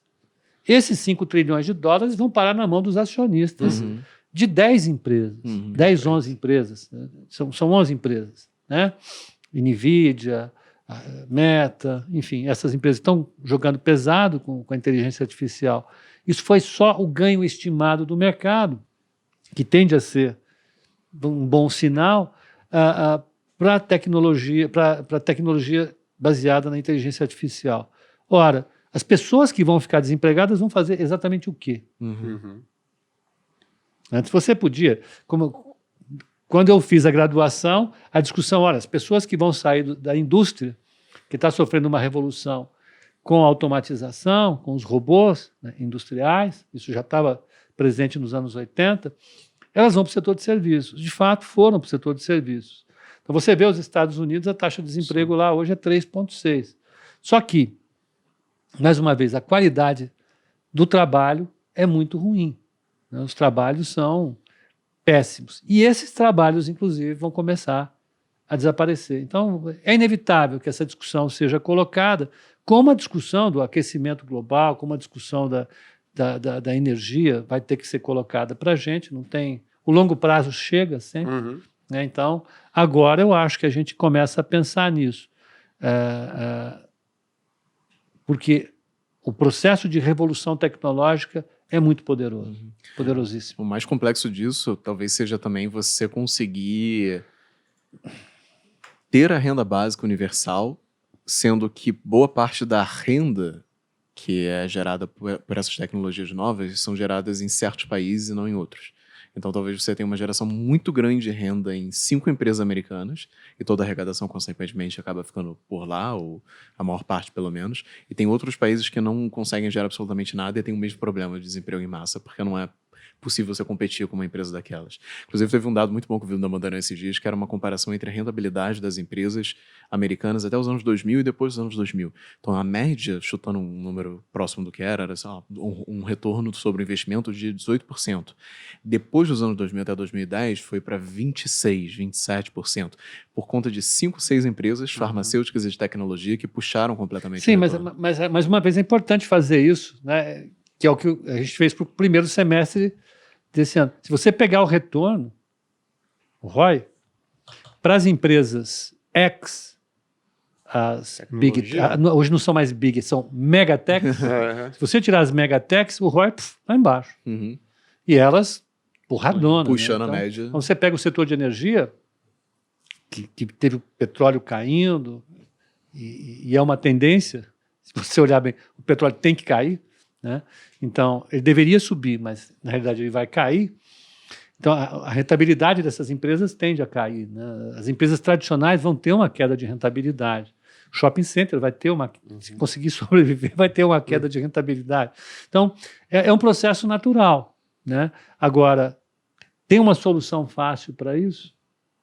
Eu estou querendo ler o livro da Semoglu por causa disso, entendeu? Não deve ser fácil. Se tiver se encontrar também não vai ser fácil. Você colocou um ponto muito legal, Pepa, né? Dessa discrepância entre a lucratividade das empresas. Eu assisti ontem, até dar um recado aqui, assisti ontem a Finclass do Marcos Lisboa. Caramba, esse cara de novo, meu tá me irritando. Inclusive, aproveitando aqui que você já gravou a sua, né, Pepa? É verdade, gravei a minha. O Pepa também vai ter a Finclass dele, então já dei uma olhada lá, né, que a gente tem alguns benefícios, sabe? Gravar podcast aqui. Tá muito boa mesmo. Mas o que eu queria trazer aqui da Finclass do Marcos Lisboa é que ele trouxe um dado muito interessante. Ele falou, olha, a produtividade das empresas brasileiras, das empresas em países emergentes, a produtividade média, a lucratividade média das empresas em países emergentes e das empresas em países desenvolvidos, a média, ela é parecida, lógico. Tem uma vantagem aqui para os países desenvolvidos. Só que onde que está a diferença? Por que a economia brasileira, a economia dos países emergentes, ela é tão pior? Porque a diferença está na cauda pior. Que o Brasil e outros países subdesenvolvidos, você tem uma lucratividade das empresas que estão lá nas menos rentáveis, uma frequência dessas empresas muito grande. E elas demoram muito tempo até elas fechar. Por quê? Que aí tem, não, essa empresa não pode fechar, vamos segurar ela aqui, pô, mas ela não é lucrativa, mas vai destruir o emprego aqui, então vamos ajudar essa empresa. Então, no Brasil, você tem empresas que são pouco lucrativas que perduram por muito tempo, na ideia de que, poxa, não, mas se a gente ajudar, a gente vai segurar os empregos e tudo mais, aí o Brasil abre mão de arrecadação, e, poxa, dá benefício fiscal e tudo mais, e vai mantendo aquelas empresas que estão entregando pouco resultado, são ineficientes, enquanto nos Estados Unidos você tem um mercado, né, muito mais pujante. as empresas, pô, não é ineficiente, não é eficiente, ela quebra, tudo bem, ela demite, mas outra empresa que nasce cria novos empregos e tudo mais. Então, não sei se você tem essa percepção também aqui, Pepa, que no Brasil e em países subdesenvolvidos, isso é um problema, de fato, né? O Brasil, o governo brasileiro, ele fica, digamos, dando muito benefícios para empresas que se provam ineficientes, para negócios que se provam ineficientes, e isso acaba afetando a produtividade da economia como um todo, que vai se refletir no final das contas na qualidade de vida das pessoas. Eu acho que é um bom argumento. No setor bancário, com certeza. O setor bancário tem uma participação importante das empresas estatais. Então, o que define o custo dos produtos bancários é a produtividade do setor bancário. Então, um setor bancário altamente eficiente, ele vai ter produtos com preço mais baixo que um setor menos eficiente. Perfeito? Então, você pega bancos privados que estão na concorrência, e é uma concorrência já com poucos players, esses bancos estão permanentemente inovando e aumentando seus indicadores de eficiência. Perfeito? Os bancos estatais não seguem esse caminho, eles seguem outro caminho, né? Os bancos estatais não podem demitir. Os bancos estatais não podem fechar a agência. Eu não sei se você lembra, um presidente do Banco do Brasil quase foi demitido pelo Bolsonaro porque ele queria fechar agências. Falou, para, de jeito nenhum, porque fechar a agência pega mal para o político, que é um aliado do governo, independentemente de quem seja, né? Porque é Bolsonaro ou Lula, mas isso é natural que seja assim. Então, a eficiência total do setor bancário está dada pelo banco privado? Não, está dada pelo banco público. O banco privado ele vai jogar a eficiência dele lá em cima para aumentar a lucratividade dele, e o banco público vai deixar a eficiência dele lá embaixo. Chega um momento em que a lucratividade dele cai. Mas o que interessa é que o preço total do setor é dado pela eficiência do banco menos eficiente. Né? Porque ele não quebra. Porque se fosse um banco ineficiente que quebrasse, tudo bem. Né? Uma hora ele quebra, os outros abraçam e o mercado vai para a eficiência. Como o banco estatal não quebra, o contribuinte paga o pato sempre que é necessário pagar, ele fica mantendo o nível de eficiência do setor mais baixo, e tendo um nível de eficiência mais baixo, o custo é mais elevado. Sendo o custo mais elevado, o volume de serviço que ele presta para a sociedade é menor do que seria se ele fosse mais eficiente. Então, ele é um peso morto para a economia. Provavelmente, o que o Marcos Lisboa estava dizendo era isso. Isso vale para diversos setores da economia, com certeza. Perfeito. Né? Então, as empresas americanas, é lógico, elas estão ali no meio da confusão. Quem está mais pesado vai pular fora do barco e vai afundar. Não tem conversa, porque o barco precisa seguir. Nos países emergentes você tem essa ineficiência, com certeza, e é difícil combater. Veja a discussão sobre o BNDES. Mais uma vez, o BNDES está aqui porque é importante, olha, ele ajuda. Caramba, de novo essa discussão. Por que ele ajuda? Né? Mais uma vez, estamos aqui com essa discussão novamente. Parece assim que a gente... Parece, né, obviamente, que a gente está começando a reviver aquele período que a gente começou a observar déficit público. Só que, posteriormente, a gente começou a observar um déficit aqui, um trimestre, outro déficit ali, projeções fiscais cada vez piores, resultado fiscal cada vez pior, e aí que culminou numa inflação. Naquele momento, né, quando a gente tinha um Banco Central ali à frente do Banco Central, uma pessoa que talvez não tivesse comprometida com estabilizar a inflação e tudo mais, você não tinha muito para onde que vai a taxa de juros, porque, o negócio não vai subir aqui. Parecia que não vai subir, porque não querem que suba. Agora eu queria uma percepção sua, porque a gente iniciou agora um ciclo de corte de juros, né? Porque a inflação brasileira, de fato, apresentou uma desaceleração muito forte. A gente está com a inflação, o IPCA acumulado nos últimos 12 meses, perto de 3%. O Focus, querendo ou não, aponta uma expectativa de inflação relativamente controlada frente às suas metas. E a gente tem essa projeção fiscal. Só que eu imagino que os economistas eles já tenham essa projeção fiscal também indo lá para perto de 80%, 90% do PIB em 5, 6 anos, né? Meu ponto é, onde você acha que vai a inflação no Brasil aí nos próximos anos, dado esse contexto que você colocou lá no começo do episódio, que ó, o déficit fiscal ele vai, né, vai levar a nossa dívida pública lá para cima de 90% do PIB. E se é nesse ciclo de corte de juros, onde que você acha que essa Selic ela vai? Eu queria essa opinião sua. Os economistas com os quais eu compartilho as minhas ideias acreditam que, como resultado das reformas microeconômicas feitas durante os últimos governos, a gente poderia chegar numa meta de 3% da inflação. E por quê? Porque você teve uma ruptura do padrão da inflação brasileira. Então, você teve mudanças importantes no mercado de trabalho, você teve mudanças importantes em alguns sistemas de tributação, no câmbio, no mercado de capitais, no sistema bancário. Essas reformas somadas conseguiriam contribuir para um equilíbrio de longo prazo com uma inflação de 3%.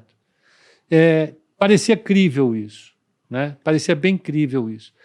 Depois do choque da pandemia e desse aumento da inflação, vendo algumas coisas como eu estou vendo, olhando particularmente a inflação de serviços, eu sou obrigado a falar isso publicamente, eu não gostaria de falar, mas eu estou arregando um pouco dessa visão. Eu não posso falar isso, porque o meu orientador do doutorado, ele não, é 3% a meta e não podemos abrir mão disso.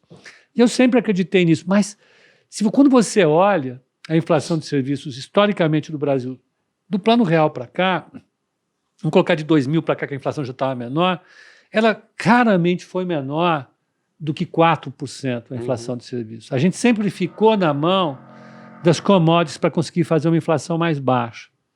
E depender de commodities é a pior coisa do mundo.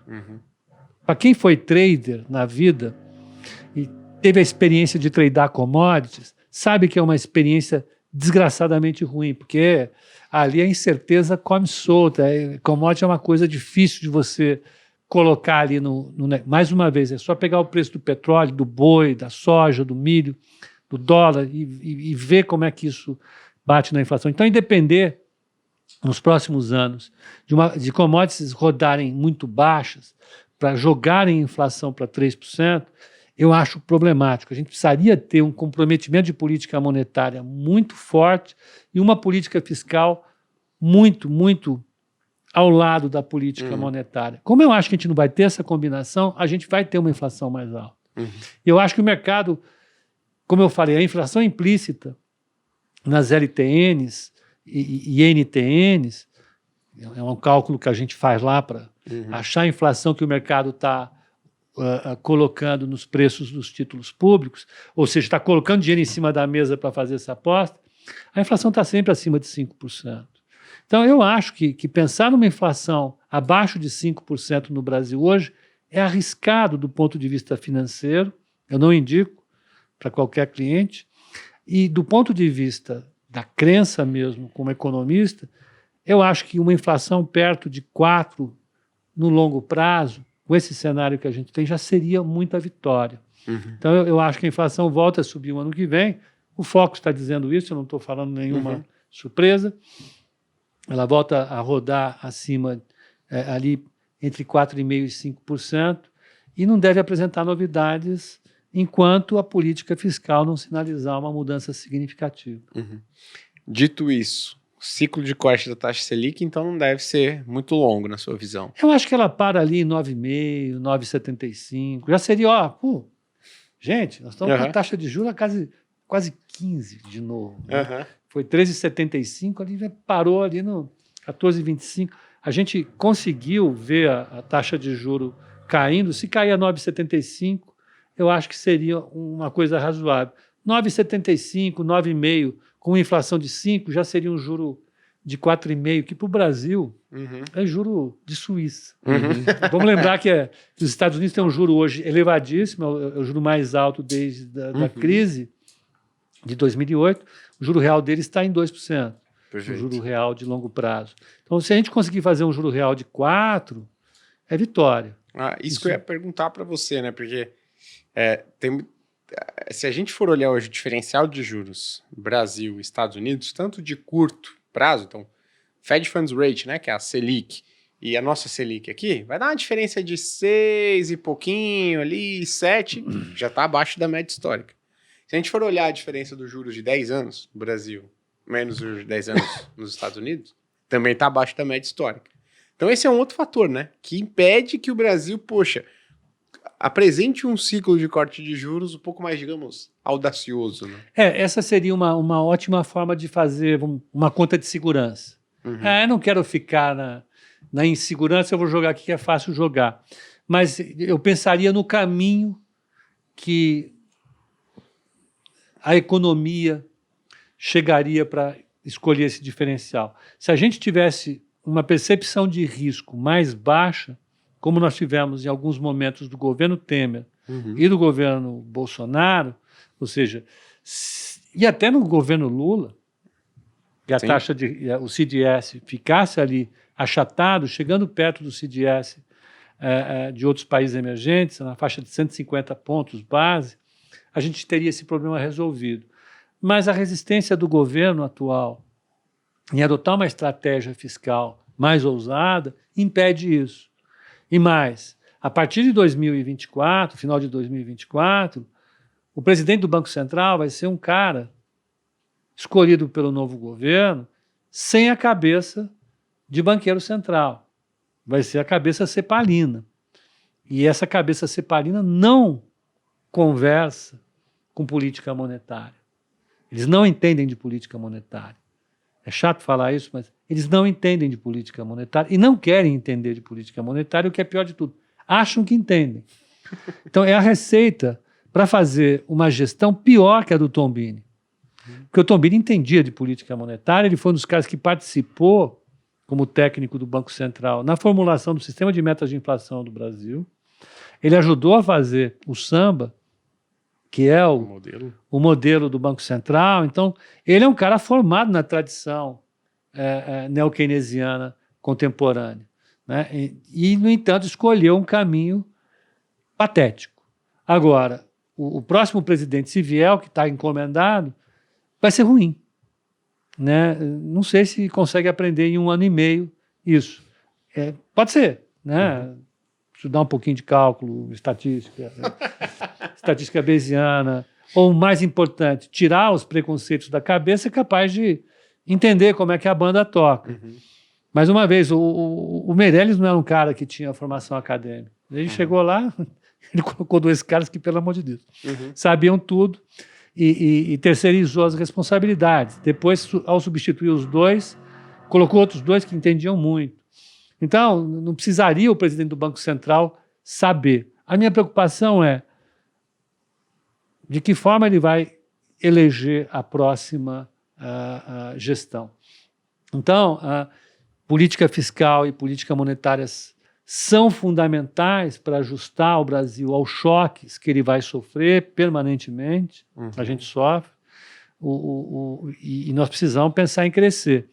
Então, é um desafio e tanto. Mas ainda bem que a gente tem 1 ano e meio para lá, a gente vai ficar brincando com isso mais um tempo. Eu não sei se a gente perguntou, Pepa, no episódio do início do ano, acho que a gente comentou até, que falou o seguinte, o Brasil, na frente a outros países emergentes, ele pode inclusive se beneficiar, porque, poxa, parece que os emergentes que são pares do Brasil e que seriam destinos possíveis de investimento estrangeiro, eles estão, digamos, em uma situação mais complicada que a brasileira.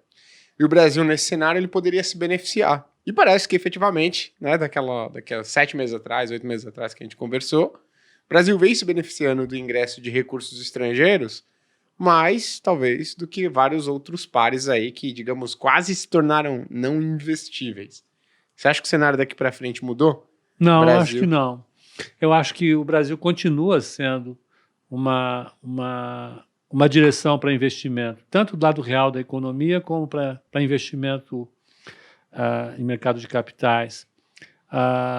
O México, claro, ele está cumprindo um papel fundamental para receber as indústrias que podem substituir a China, que tentam substituir a China. O Brasil também pode cumprir esse papel. E nós estamos competindo com gente que está muito ruim. Mais uma vez, esse povo não vai se resolver agora. a Rússia, a Ucrânia, uma parte do leste europeu, Turquia. na América Latina, Turquia, China. Esse povo não vai ter investimento para lá e a gente pode se beneficiar disso. E o Brasil tinha um prêmio muito alto, né? O Brasil caminhou muito mal durante um bom tempo e a eleição do Lula trouxe um prêmio grande para o Brasil e o mercado está usufruindo disso. Então, eu não vejo um momento de ruptura com isso. Eu acho que pode ser. Uma coisa que eu achei interessante, na realidade, é que como caiu a ficha do Haddad, demorou, mas caiu. Em janeiro, a gente já sabia disso, que ele não vai conseguir colocar o déficit primário igual a zero no ano que vem, aumentando a receita, através do aumento dos impostos. Ele pode negociar, e está dando alguns sinais, outras reformas, e acelerar outras reformas. Ele tentar diminuir o prêmio de risco do Brasil com outras reformas.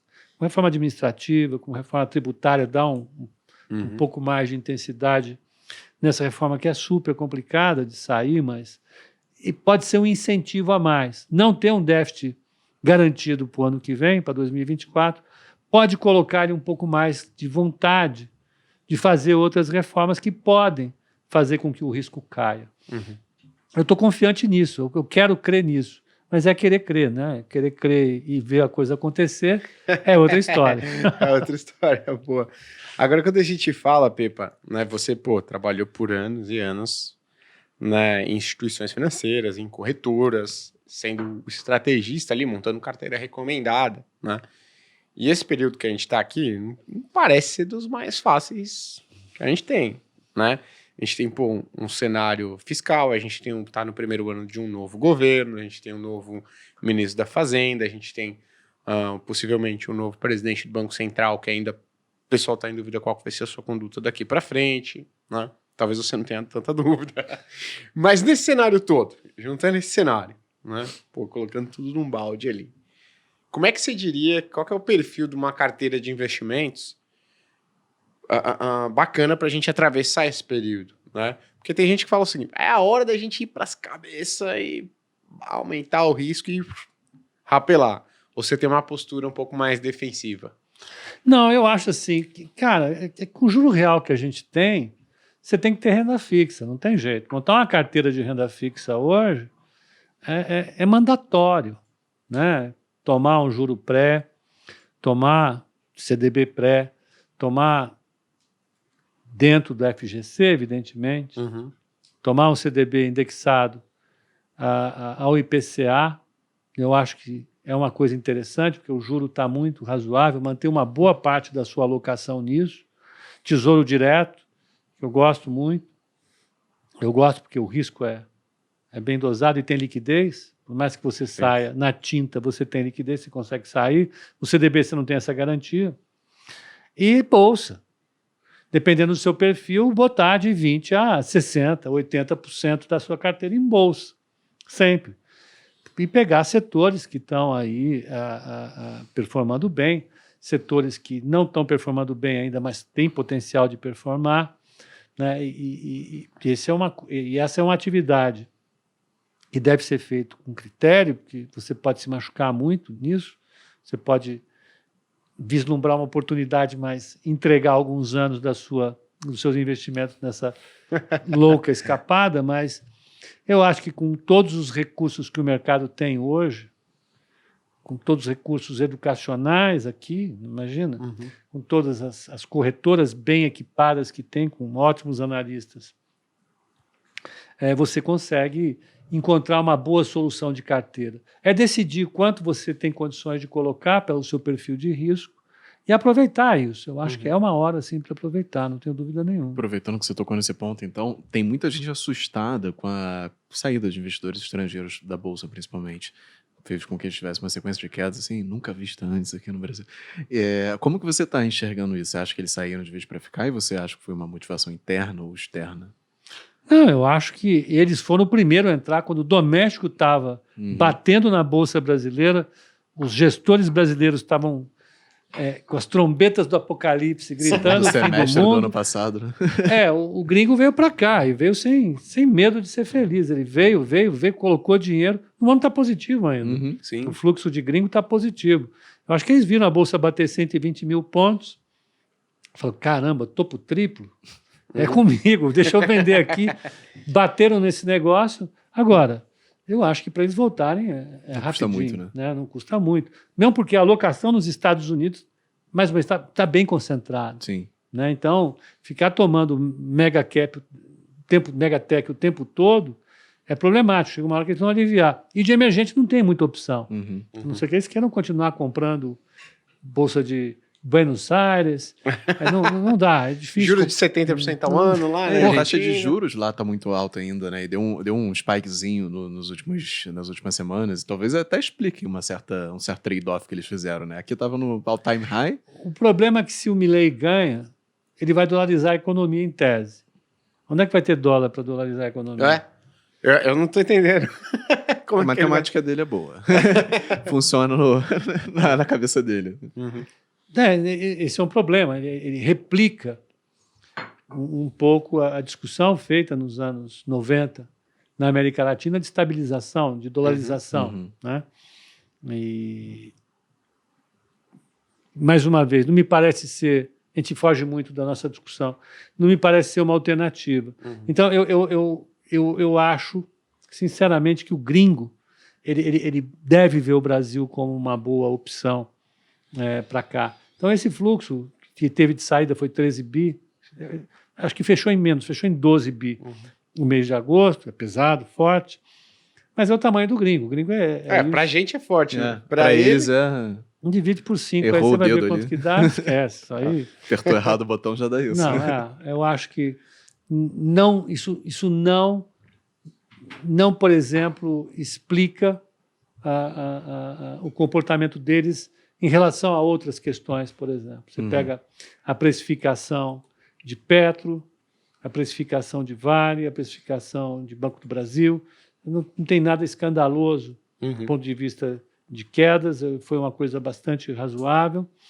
Então, eu não acho que gringo divorciou do Brasil e correu do pau. Não, eu acho que é um movimento cíclico e nada garante que eles não tenham comprado a DR. Sim. Nada, a gente nunca sabe exatamente o que o gringo está fazendo. Sim. Então, eu acho que a precificação dos ativos do Brasil está num nível ainda bastante atraente e é o que interessa. Legal. Tem uma coisa que você comentou, anotei aqui, mas esqueci de perguntar. Então, assim, não vou conseguir sair aqui sem antes perguntar. A gente falou muito que a economia do Brasil, você falou, né, a economia do Brasil, ela ficava muito suscetível ao preço das commodities, né?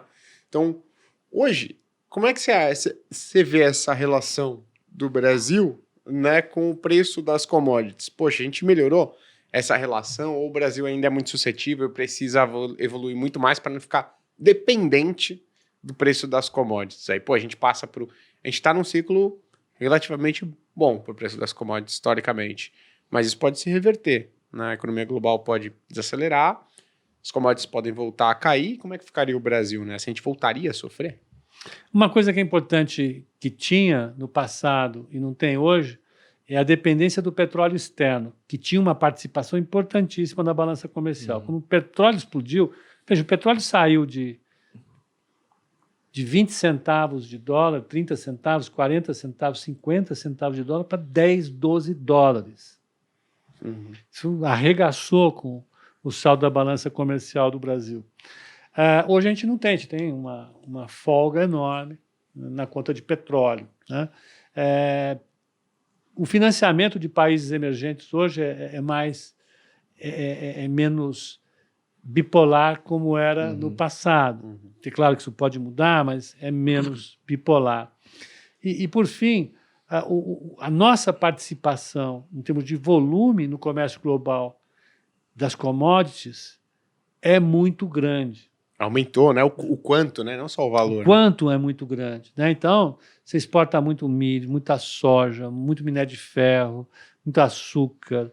Então, essa exportação hoje tem um peso que fica difícil você imaginar os preços caindo fortemente e levando a um colapso da balança comercial que seja remediável por uma década, como foi nos anos 60, como foi nos anos 50, como foi nos anos 70.